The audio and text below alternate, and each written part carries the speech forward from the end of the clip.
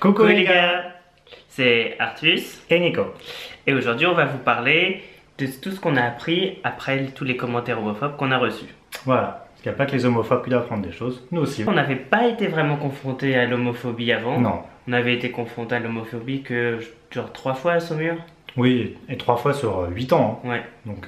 Donc c'était... La première fois c'était à l'écurie, il y a peut-être au moins 5 ans maintenant. Ouais. Avec le propriétaire de l'écurie, qui était pas très ouvert. Ça fourche alors que j'étais à cheval. La deuxième, troisième fois, c'était l'été dernier seulement. Ouais. Voilà, donc quasiment 5 ans plus tard. Donc c'était une folle dans la rue qui nous traitait de petits PD. Voilà, et après, ça c'était en face, juste en face de chez nous. C'est un peu plus chiant, il y a un bar, que de poivrons. Et on s'est pris aussi des petits PD, etc. Plusieurs fois, quand même, Ouais. 2-3 fois. Et cette fois d'avoir reçu genre 1000 commentaires homophobes mais bien gratinés. Oui, et surtout de voir leur raisonnement, parce que c'est pas juste un sale PD, abat les PD, mais c'est de voir le raisonnement qu'ils ont derrière.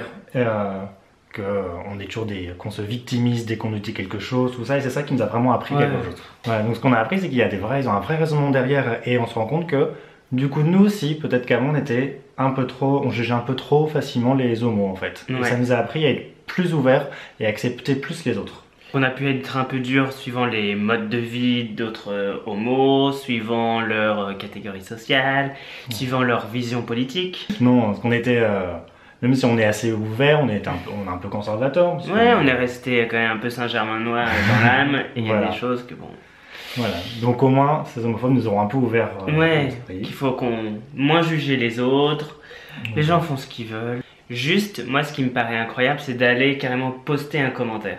Je veux bien que, tu sois pas d'accord dans ton coin, oh qu'est-ce qu'il est con, tout ça, Oui. mais c'est de prendre c'est comme les gens sur Facebook qui laissent des commentaires à la con. Négatif.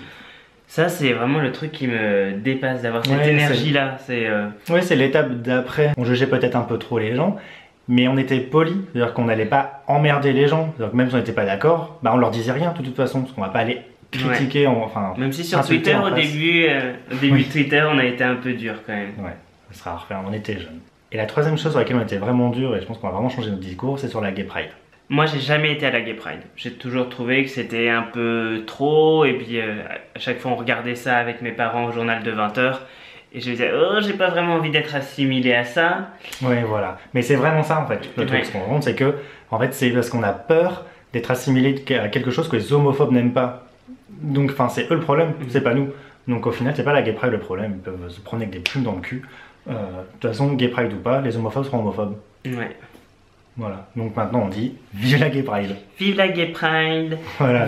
Des plumes dans le cul. Même en plus, c'est même pas vrai. Mais bon, c'est ce que les homophobes adorent dire sur la Gay Pride. Ouais. Mais voilà, donc tout le monde une plume dans le cul pour la prochaine Gay Pride. Voilà. Ouais. Et du coup, on a appris donc à moins juger les autres, et du coup à faire aussi moins attention à ce qu'on fait. De toute façon, on sera quand même jugé pour être trop gay, trop ceci, trop cela.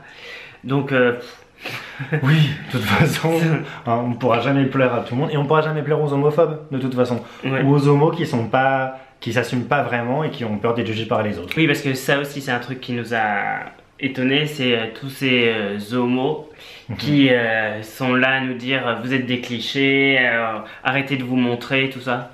Il faudrait que la copie conforme d'un fou de bière pour pouvoir être accepté. Et de toute façon, même si j'étais hétéro, je serais pas fou de bière. Donc voilà, c'est ce qu'on aura appris de tout ce qui s'est passé. Ça aurait été assez violent. Franchement, on aurait quand même eu un peu de mal On à n'avait vivre. pas envie d'entrer en France. Hein. Non. Parmi tout ce pays d'homophobes, on était bien à Las Vegas. Ouais, parce que c'était quand même, c'était quand même dur. Mais bon, en tout cas, nous, on en retient ça. Ouais. On en retient le positif. Et Faut aimer tout le monde, faut s'en foutre de tout le monde.